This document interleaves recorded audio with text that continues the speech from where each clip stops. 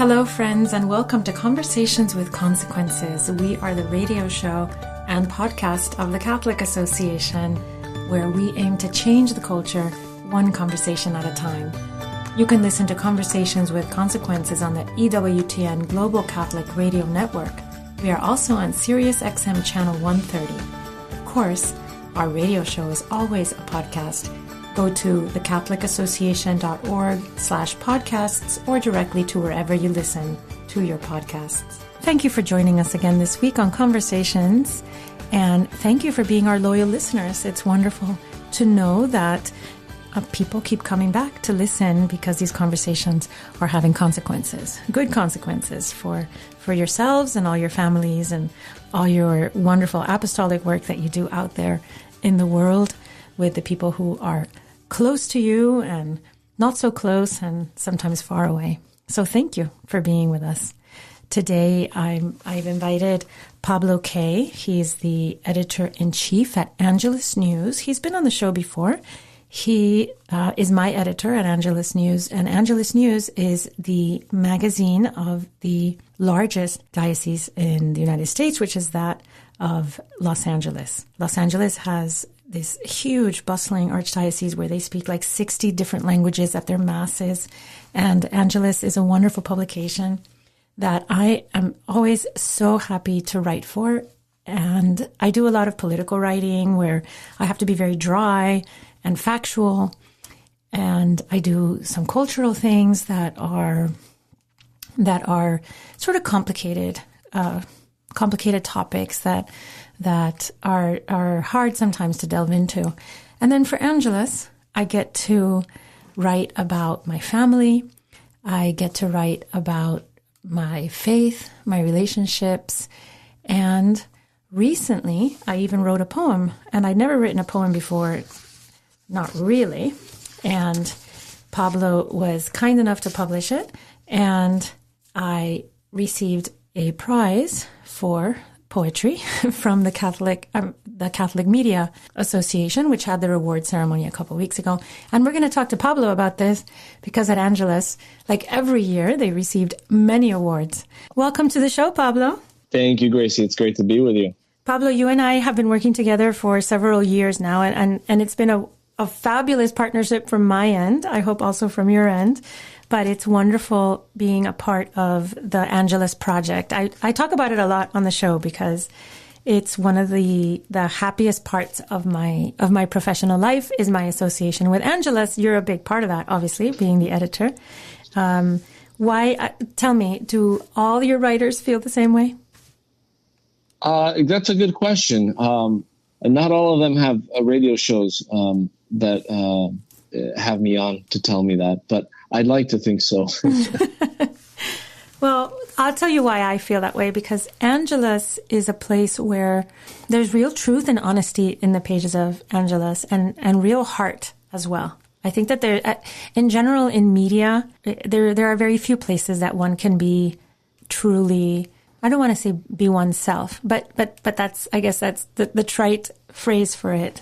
One can be truly, one can show all of one's depth, even one's spiritual depths, which I think most of us keep under wraps most of the time, whatever our professional associations are or whatever we do professionally, we tend to keep that part of ourselves under wraps. And at Angelus, that's not necessary. So that's what makes me feel wonderful about Angelus. Oh, well, thank you. I think that, one of the most important parts of Christianity, of our faith, is being real, right?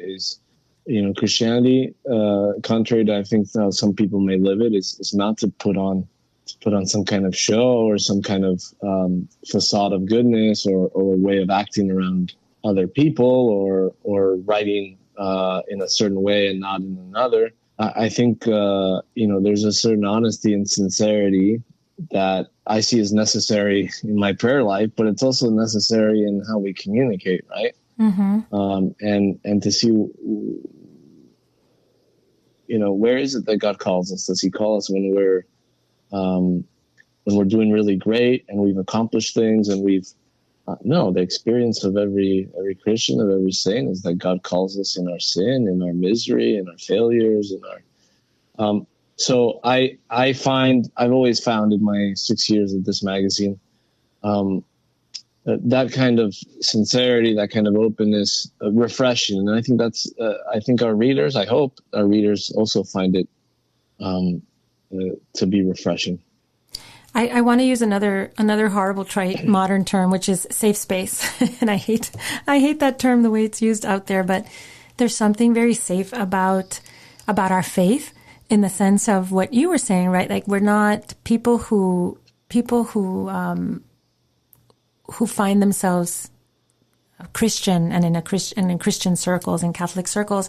There's a safety there because there is a sense that's very deep in our bones that all of us are dysfunctional inside. All of us are weak. All of us have failings, and yet there's this mercy that covers everything, and we're able to be honest, with each other without having to put on airs, as you just said. We don't have to put on airs with each other. We know that we are just sons and daughters of God trying to make our way back home. Right, and also I think that reminds me of the poem you just read, right? That got that second place award from the Catholic Media Association last month, right? This elegy to a child lost to abortion, which one of the things that struck me was it channeled King David, right? And King David was a figure in the Bible, in a sense, one of the most terrible sinners we find in the Bible, but yet a just man who came to understand and accept the consequences of his sins.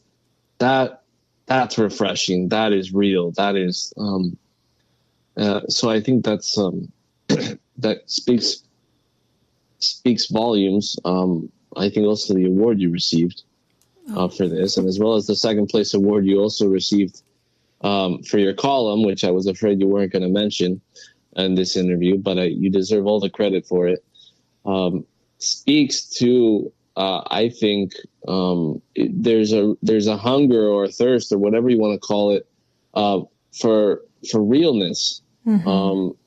And I think sometimes in Catholic media we either get drawn into the some of the partisan political divisions or into some of the abstract theological debates or liturgical preferences, or things that really, after a while, can risk becoming really silly when the battle we all face as Christians, as Catholics, is much more serious. And also, we're all fighting the identical battle, right? I mean, we can allow ourselves to fall into factions and into our own little private our private preferences, right? Our little preferential groups. But the truth is, we're all fighting the same battle, and we should all be comrades in arms in that sense. And I think that that's something that Angelus does.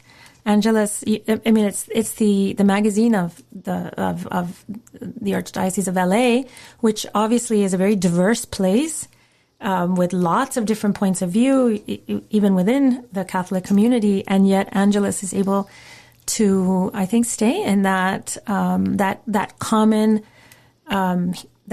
faith that we all share, even with the tendencies that we have, to fall apart into little sections within Catholicism. Oh, that's exactly it. I mean, really, as the editor, I do my best, and I know my editorial team shares the same goal, is to make a publication and a news platform for everybody, in a sense that everybody in our archdiocese and also beyond, our readership has really become more national now.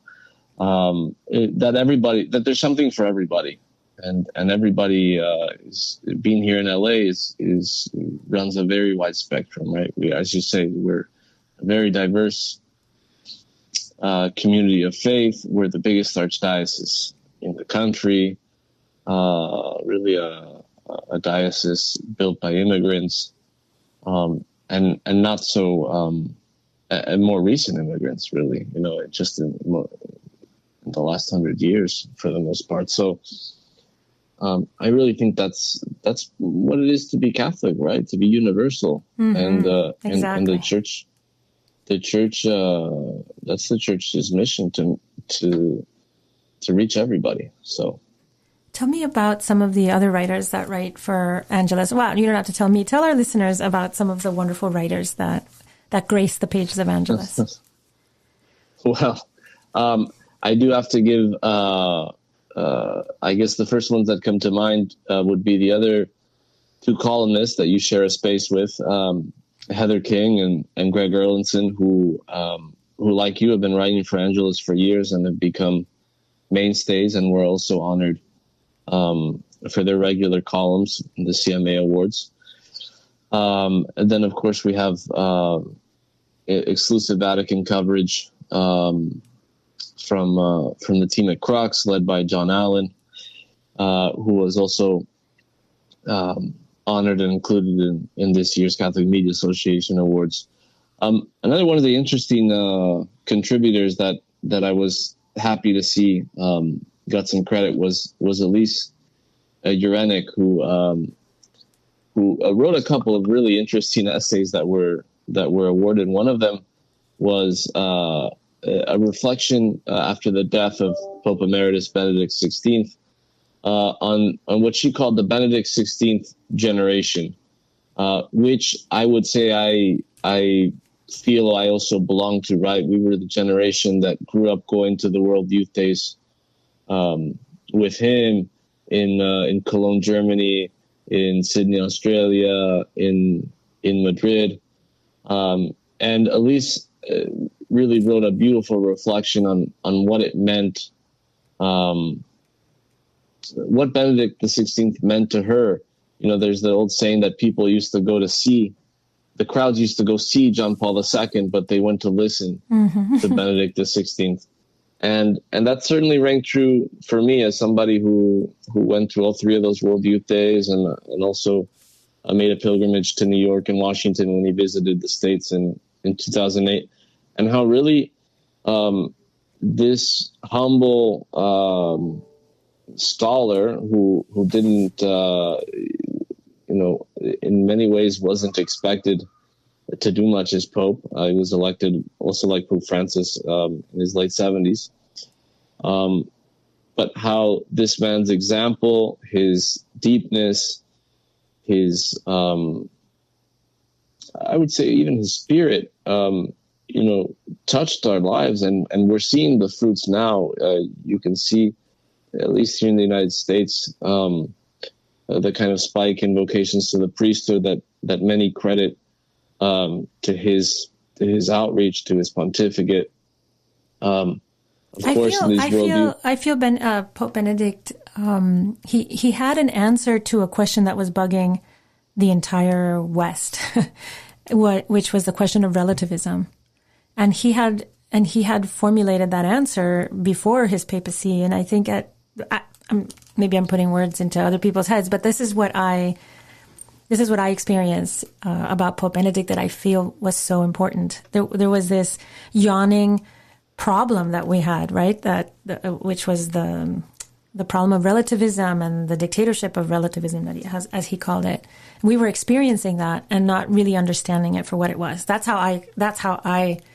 I think that's exactly right. We needed, my generation especially needed a rational answer to postmodernism, exactly, to the secular culture that and I'm reading a book about the 90s right now by this guy named Chuck Klosterman, and he said the thing about the 90s was nobody really cared about anything. The internet wasn't fully developed, so whether something was true or false, well, you didn't really have Google to look it up, and but then the 2000s came around, and all of a sudden we're confronted with, aggressive ideologies, the dawn of a national security apparatus responding to Islamic terrorism and other threats, climate change, all these things. And really, I think the timing, in a sense, was providential for this kind of Pope. So anyways, Elise had a beautiful reflection on that. She also did a really deep but amusing but also very serious reflection on this trad wife. Yes, that was a phenomenon, fabulous piece. Yes, which I won't go into. I can't consider myself an expert in that field, but I was happy to see it. I was happy to see it honored in these awards. Yes, but you were honored too, Pablo, as editor, and this is not the first. This is not the first time. Well, I got honorable mention in Editor of the Year, and that's more than I deserve. So I'll take it. Okay, but I think it was fourth. I believe it was the fourth year of in the row. Was it not? It might have been. I don't know. I'll have to look it up. And also something else in honor dedication to serving audiences in 2 languages, and I think that's very, very admirable. I mean, I'm a Hispanic, so I think that's very admirable. But it's wonderful that Angelus is also in Spanish. Thank you. Especially the church is so Hispanic, right? I keep going everywhere I go. I've been traveling a lot recently for different reasons, but every time I always go to Mass every day, no matter where I am. And it doesn't matter where I am. I find myself surrounded by Hispanics because that's who's going to church and in many cases across the United States.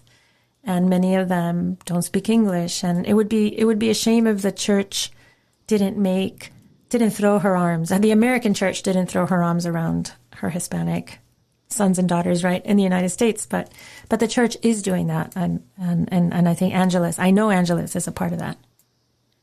Well, thank you. I think we can always do a better job. And I think one thing that has really stuck out to me in the last few months, going to a few different conferences and meetings and talking, is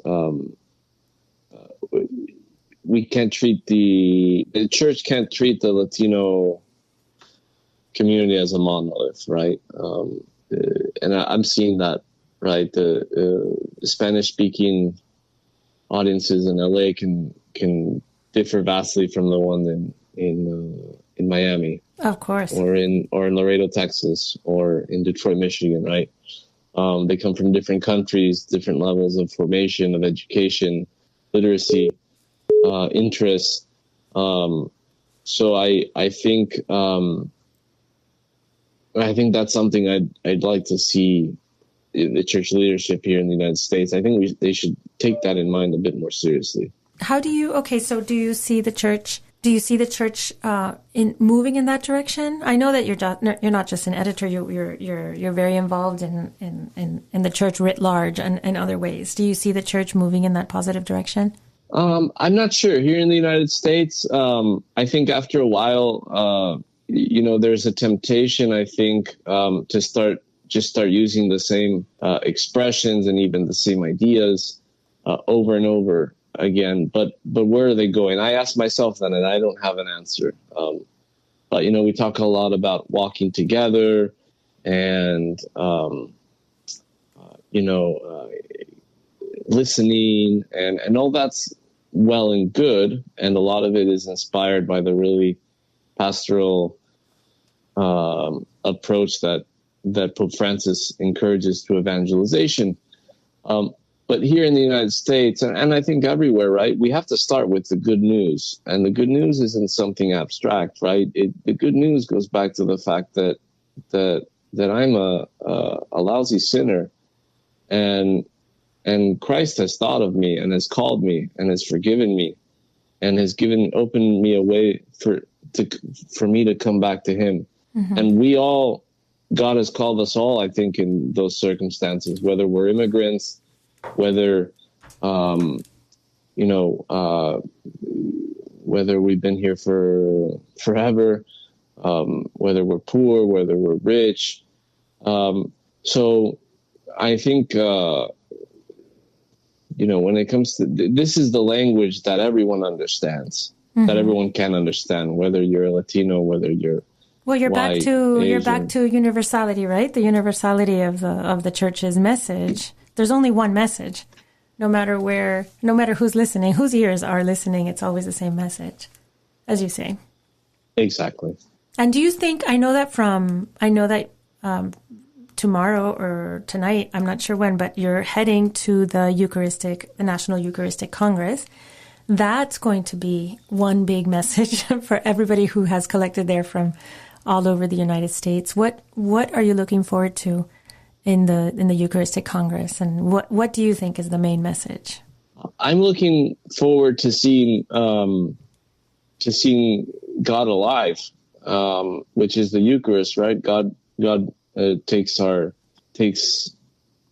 nature, right, and becomes one with us. And what happens when that happens, right? What are the consequences?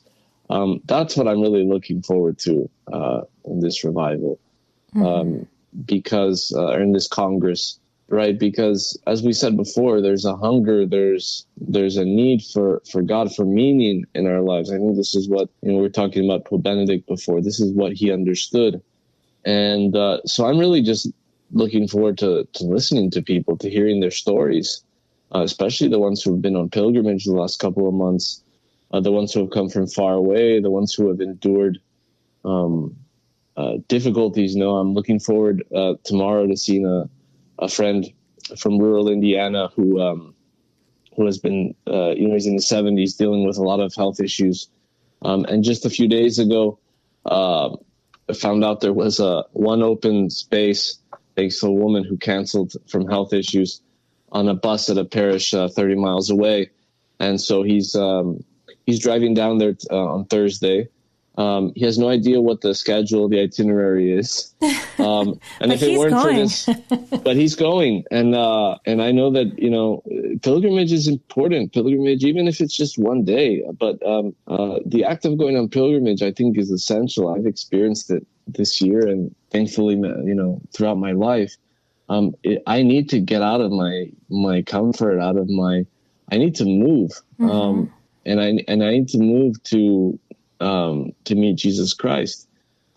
So I'm a witness that wonderful things happen when you do that, right? I remember a homily a couple of years ago. I was in Brooklyn and at a mass with Bishop Nicholas DiMarzio, who's since retired, and he was saying that,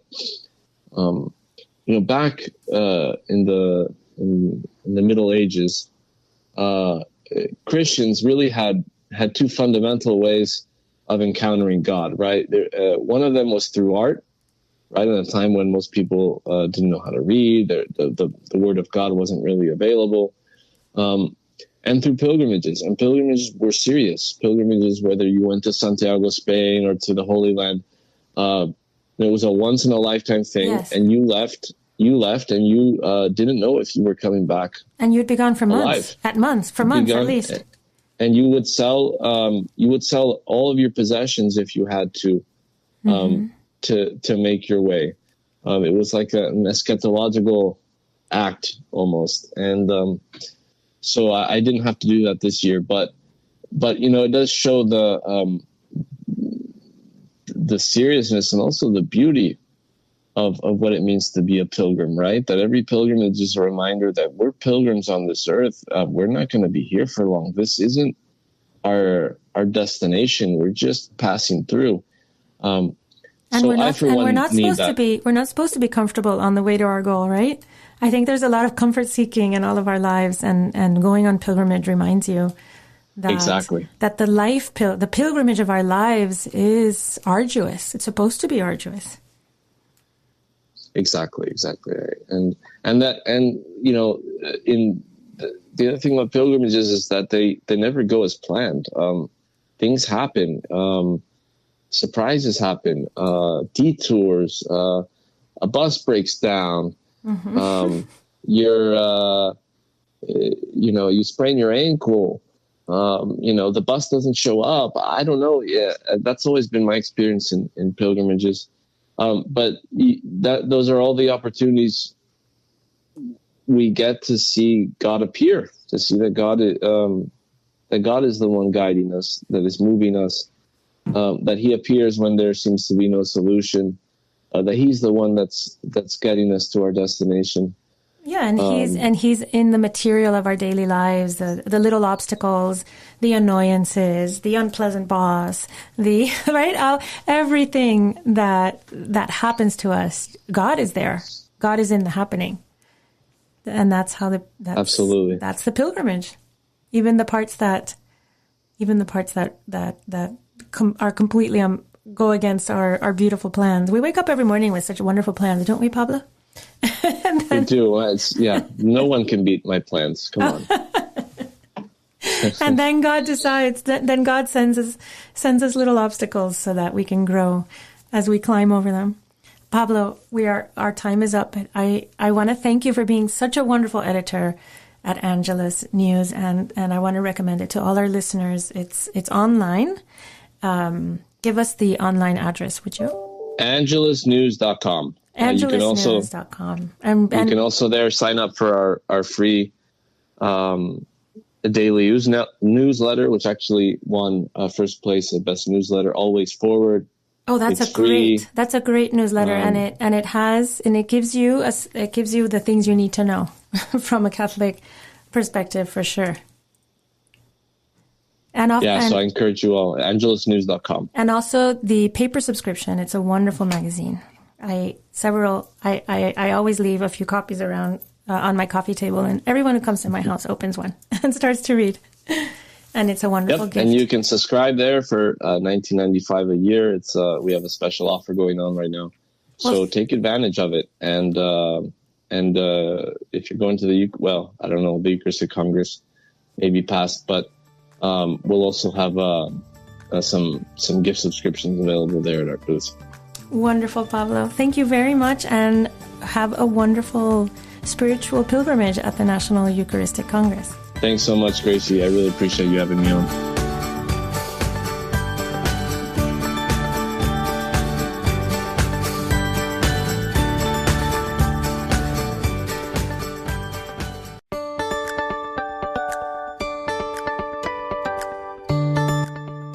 Welcome back to Conversations with Consequences. I'm your hostess, Dr. Gracie Christie, and joining us now for this next segment is Father Jason Charron. He's a Ukrainian Catholic pastor who gave the benediction ahead of President Trump's rally this past Saturday, at which the assassination attempt happened and at which that very sad death of one of the rally attendees took place. We are happy to have Father Charron on to give us his insight, especially his spiritual insight at this very difficult time in our nation's history when this kind of political violence is possible. Things that we are not used to seeing and haven't seen in a very long time in our country. Welcome to the show, Father Jason. Glad to be here. Glory to God. Yes, and more glad, I'm sure, than ever after what I think everybody that was at the rally must have felt was a close call. And unfortunately, one of the rally attendees didn't make it. I'm very sad about the poor man that must have died in your presence, I think, Father. No, I had moved away from there before Mr. Trump began speaking, and so I was not at that exact spot where the man died. That must have been very shocking for everyone around him. Very sad. Father, you were put by God into a very important place, I think, in history, right? In a time in our country where division and faction has grown out of proportion, leading to something so ugly as an attempted assassination and the death of an innocent bystander. How do you feel that you were placed by God in that position? What part were you playing in this drama? Well, thank you for the question. I think the part I was playing is simply being a conduit for God's grace. There has, elements in the picture, and my element was simply to be there and to say the words of invocation and ask God to send His grace upon us. We have a foundation, and I thought that was why I was called, to be the one to give the opening benediction. And the foundation is the holy protection of the Mother of God. It's devoted to promoting Mary's role as a protectress and unifier in our country. Oh, how wonderful. Yeah, so that theme of protection, I didn't know it, but through the prayer that day and the work of the shrine that I'm trying to build, maybe that was God's will that I be there that day, that it remind people and Mr. Trump of the role that God plays in the affairs of men by protecting us from unseen evil forces that seek to destroy us, and not only us individually, but our nation as a whole. Can I read a small section of your invocation that I found very moving? Yes. You said, my prayer there was for the restoration of right relationships in our society, relationships at the individual level, at the familial level, at the societal level, such that our nation would be made great again in God's sight, and our nation be made great again, I said, that our world be made great again in God's sight. Amen. Well, this is, these words, they go straight to my heart, because I'm a child of immigrants. I grew up mostly outside the United States, and I experienced the United States as a great nation. And I think many people, sadly, in the last few decades, have stopped thinking of our beautiful country in those ways, in that way, the shining city on the hill, which I get goosebumps when I say that phrase, and I feel that your invocation points us in that direction again. Yes, and unfortunately, it's taken the loss of a man's life, and it's injured at least 3 people. But it at the same time it took the loss of Christ's life on Good Friday to really wake people up, and only through tragedy can the brittle exterior of men's hearts be broken open. And I think through the tragedy of the loss of that one man's life, that heroic man, and the injury sustained by the 2 others and by Mr. Trump, just may be the tragedy our nation needs for its crusty, hardened heart to soften, and to allow this nation to become a vehicle of goodness in our world that is so overcome with acrimony and death and division, destruction. And I believe through the grace of God of this day that our nation can be reborn as one nation under God. You mentioned the heroic action of the poor man who was killed, and I've read that he protected his daughters with his own body. And he did. That is the kind of Christian self-sacrifice that should characterize everybody's life, correct? It absolutely is. And I tell people that they may not, like President Trump. They may not want to be like President Trump. But on that day, we were all given an example at that Trump rally of a man that we all should aspire to be like. Mm-hmm. And that was that brave man who laid his life down for others, his 2 daughters. I also noticed, and I read that Mr. Trump, a couple days later at the convention, he ripped up the speech that he was going to give, and he gave a speech, I think, focusing on the kinds of things that you and I are talking about. Yeah, I've been so busy. I didn't listen to the speech that he gave, and we need to see each other as brothers and sisters, and not as enemies. And that's the key thing here, is we're brothers and sisters. And unfortunately, it's taken the loss of the life of this man, Corey Comparatore, to teach us that lesson. And I hope Mr. Trump can capitalize on the opportunity when he gives a speech tomorrow, Thursday, at the convention, to deliver a message of forgiveness, of unity, of magnanimity, and the role God plays in guiding our affairs. Father Jason, how do you think exactly that Our Lady can help us to make of our country what it promised to be since its inception? She can help us because prayer affects the one who prays. And if we are praying to Mary as protectress, we become as she was, and we acquire her attributes. That of we become, as a nation, as a society, more maternal, and that's what we need. Because right now, the uterus, the birth canal, is a war zone, and that's not what our nation needs. It's not what children need. They need a maternal nation, a maternal society that is receptive to life. And the nation also, I think, needs this devotion to Mary as protectress, because we're a land of vulnerability, of children who are vulnerable, and because life has become so cheapened, so disregarded, that we all seek that protection, and that's the title that has been neglected of Mary as the protectress of the Christian people. So that's how she can help us, by instilling in the hearts of the sons and daughters of this nation a sense of protection and maternal power.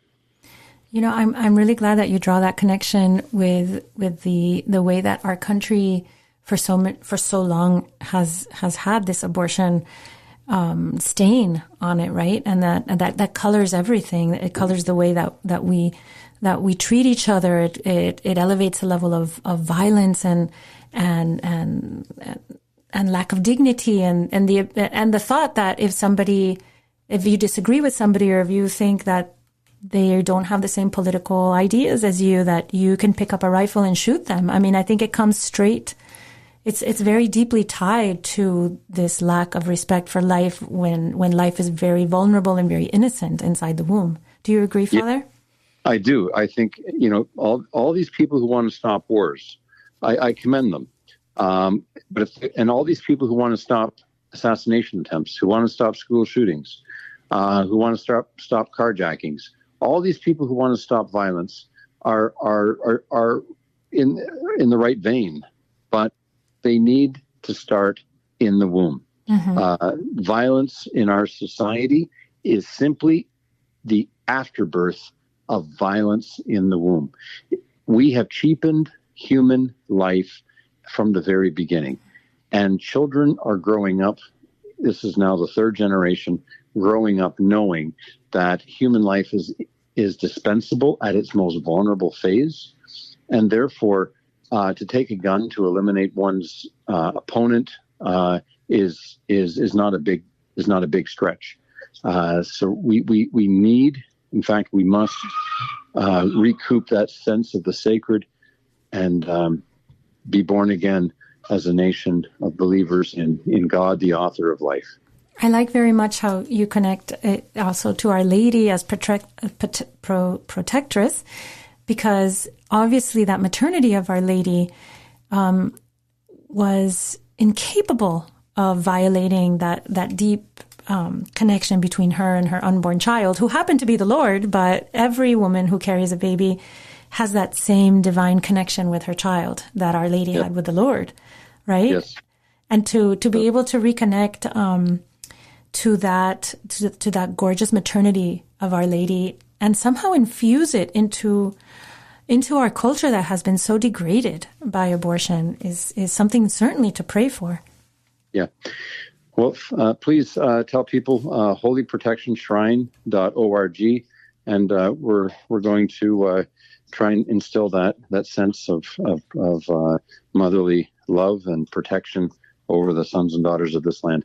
I have to go. Thank you so much, Father. It's very kind of you to join us, and I hope that our listeners will go to holyprotectionshrine.org and learn more about this wonderful project of yours. Thank you. God bless. Before Father Landry's homily this week, I just wanted to share the poem I wrote for Angelus. So I'm going to read this prose poem that I wrote to share with you.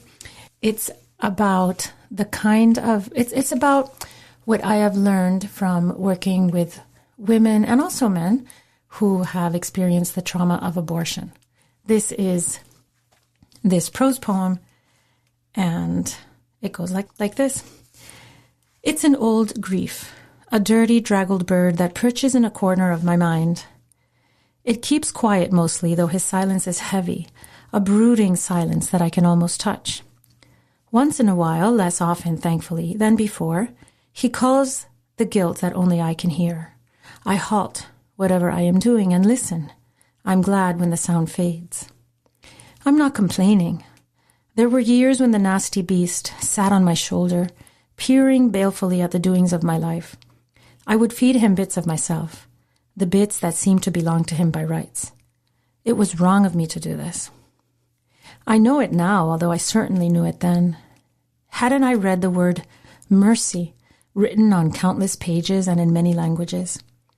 Hadn't I known since childhood of the forgiving flood that poured over the world, first on the torture rock of Golgotha above the city, and ever since ceaselessly repeating on sacrificial altars everywhere? I went seeking mercy, yes, and sounded out the litanies, soothed by their insistent rhythms. I assented eagerly and hopefully. I believe, help my unbelief. In curtained tiny alcoves I knelt, waiting for the bath of grace. It flowed through the pierced veil from dimly seen lips, warm with the breath of man. Eo te absolvo. But my dingy feathered tormentor waited just outside the sanctuary, cawing, knowing my hope would wilt in the hot sun. What did he cry in his cracked, evil voice but the simple truth? The young girl, gifted with a staunch faith, had grown up to disappoint. Her wings failed her in her first awkward sally into a degraded world. She who should have flown sank instead. Nothing very strange here, you say. This is the self-same story of every human soul. Only one daughter of Eve walked with clean, pure feet on the earth. Only one woman had nothing to shake off her soles when she took wing. But that seedy crow in the corner speaks of the darkest things. There's something blacker in its wings than the ink of space, gloomier than the moldy coat of a Dickensian undertaker. The prophet reviled King David, but what is it to my sin, the theft of a poor man's only sheep? David sinned for beauty, at least, and the life he took was only that of a comrade in arms, not that of his own hidden child. My prophet bird croaks, accusing of pointless, shallow sins born of ennui. There was no overpowering burst, no pulsing love that ravished me into wickedness. I sold a high birthright for a mess of porridge, sticky and insipid at that. I'm not alone, I know. Beside me march legions of men and women. I hear their own dark crows sometimes cawing in the space behind their eyes, in cocktail parties, or earnestly and sadly on the internet. The world goes on its brutal way, saying that what we hear is nothing but the clanging chains of scrupulosity, the iron drag of dusty traditions. The world is wrong. We of the black birds know it. For years now, I've failed to chase my tormentor away from the shadowy places in which he lurks. But lately I've had grace-born glimmers of an entirely different hope. I'm starting to think that I am meant to keep him close, and that the Splendid One has a plan for both of us. I'm beginning to believe, really believe, that he means to turn my dark prophet into a glorious thing, a shining singer of songs of joy. Not the messenger of doom, but the herald of my transformed self. Sorrowing, yes, but willing to think myself worthy of the promises of Christ, willing to be bathed by him, made clean and new. Lord, help me let you. Let me let you. And now Father Roger Landry offers us, as is customary, a short and inspiring homily to prepare us for this Sunday's Gospel. This is Father Roger Landry, and it's a joy for me to be with you as we enter into the consequential conversation the risen Lord Jesus wants to have with each of us this Sunday. When he's going to say to us, as he said to the first apostles, "Come away by yourselves to a deserted place and rest a while." I'm recording this in Indianapolis, where I'm participating in the National Eucharistic Congress, the first in 83 years. With a population of 924,000, buttressed by the 50,000 Catholics from across the United States who have come here for the Congress, Indianapolis is far from a deserted place. But the same Jesus who summoned the apostles away from their work, their ordinary lives, their hangouts, and at least many of their friends, has summoned us here to be with him, present for us in the Blessed Sacrament. In fact, Jesus regularly summons us to come to be with him, to find our rest in and with him, to refresh and remake us as he yokes ourselves to himself. He seeks to do this each Sunday, indeed each day at Mass. He seeks to do this in the heart-to-heart conversation apart from the daily hustle and bustle we call prayer, and especially in the summit of personal prayer, that's Eucharistic adoration. So I'd urge you to enter the gospel scene this Sunday with these Eucharistic lenses. Jesus continues to actualize what he did in this Sunday's gospel, drawing us from the Eucharist to be with him, to be restored by him, so that he can send us out to help others find in him what we do. So let's return to the scene. After the hard work of the apostles' missionary journeys, Jesus could see they were tired. As St. Mark tells us, people were coming and going in such great numbers that they didn't have the opportunity even to eat. So Jesus brought them off with him in a boat to a deserted place. We know that the rhythm of human life involves not just work, but rest, just as God in the Genesis account rested on the seventh day. Such rest is essential, not just to recharge, but to refocus with God on the meaning of what we've done and are doing, on the gift of our life and how we're going to invest it. Jesus took the apostles away, not just to give the apostles a break, but to review with them all that they had experienced on their apostolic journeys. In a similar way, Jesus regularly seeks in different ways to draw us away from the daily grind, from the sometimes frenetic pace of human life, from television and gadget screens, so that he might similarly refresh us, helping us to review with the grace of his light what we have been experiencing in the various aspects of our life. It's an opportunity for him to help us press the reset button on our existence, to strengthen us in whatever struggles we face, to move us to thank God the Father for his blessings, to help us to see things more clearly, and to reprioritize according to what's truly important.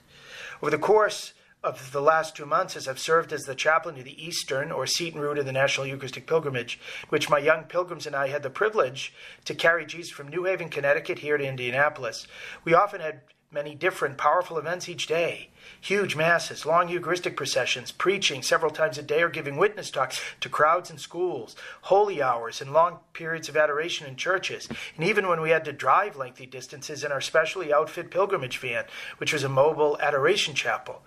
The whole thing was rather exhausting, and some days we too found it difficult to have time even to eat. Over the course of our journey, we needed to slow down a few times for days of recollection, to process things with the Lord Jesus, to appreciate what he had been doing in and through us, and to experience the revival he was seeking to give us and through us spark in the whole church. Jesus seeks to give us that renewal first each day in daily prayer.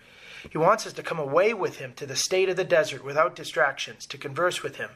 This Sunday is an opportunity for us to speak to Jesus honestly about how faithful and grateful we are in responding to that daily summons.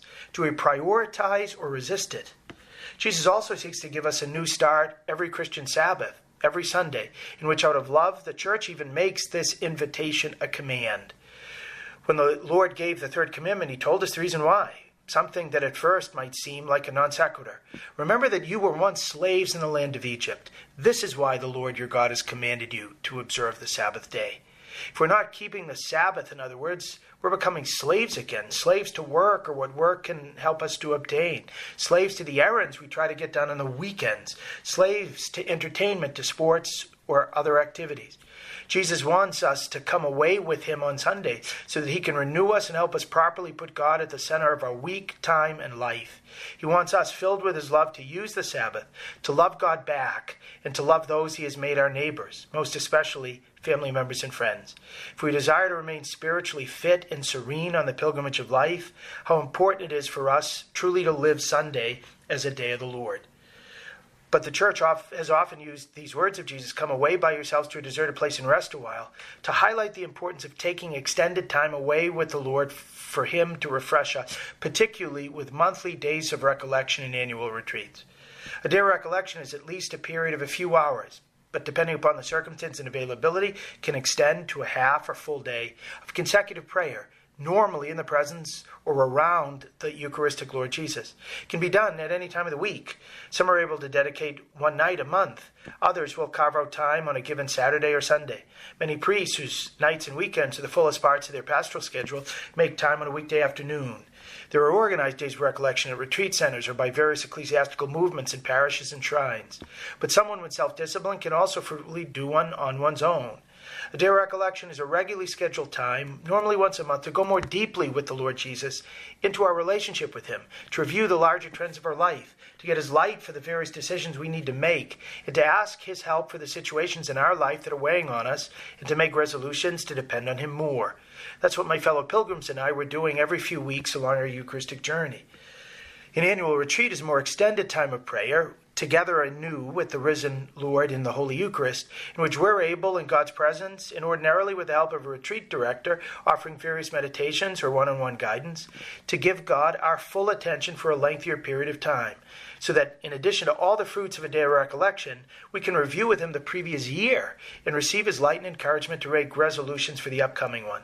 Traditionally, most retreats last about a week, which, depending upon the format, can be 5 to 8 days. For those for whom that would be too difficult, it's possible to do one from Friday night through Sunday.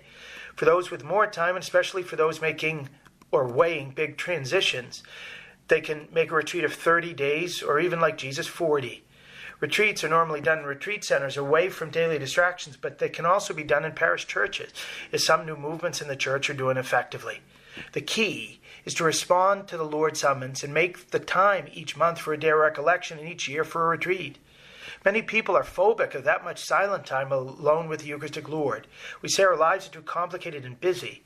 We nevertheless, however, find time miraculously each month for dinner engagements, our favorite television programs, or going to a child's or grandchild's baseball games or plays. Somehow, most of us also find time each year to spend various weekends, whole weeks, or even longer for various forms of vacation. There's nothing wrong, of course, with any of those activities, but they show that we do have more time that we could respond to Jesus' invitation than many of us admit. Retreats and days of recollection can therefore be a practical test of how we're genuinely prioritizing God, the things of God, and the good of our soul. Even the busiest of us have some time, but we often spend it on less important things than God.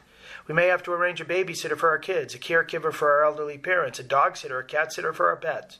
But if we're able to do it for other activities, we can do it too for God, and it's so worth it. Several years ago, Pope Francis spoke about the fruits that come from recollections and retreats, and the hope that more of the faithful would take advantage. The person who goes away with the Lord in this way, he said, experiences the attraction, the fascination of God, and returns renewed, transfigured to ordinary life, to service, to daily relations, bearing within him the perfume of Christ. The Holy Father added, the men and women of today need to encounter God. Retreats offer space and time for intense listening to His Word in silence and in prayer, and contribute to renewing one who participates in them in unconditional adherence to Christ, helping him to understand that prayer is the irreplaceable means of union with Jesus crucified. Summer, when most of us have some time off, is often a very good time to make an annual retreat. As we prepare for Mass this Sunday, let's get ready to hear Jesus from Peter's boat say, come away by yourselves to a deserted place and rest a while, and to be prepared to respond generously and faithfully, each day in daily prayer and daily Mass if possible, each week in a holy hour of Eucharistic adoration, each Sunday by keeping holy the Sabbath, and with Jesus' help each month with a recollection, and each year with a retreat. Those who take Jesus up on this personal invitation, like the apostles, will never regret it. And Jesus renews that invitation this Sunday to us from the altar. God bless you. Thank you so much, Father Landry. To hear more of Father Landry's homilies, please visit CatholicPreaching.com, and to follow him on the Eucharistic pilgrimage route dedicated to St. Elizabeth Seton, please visit setonpilgrimage.org. And with that, we leave you for our prayers for a wonderful week for you and your families.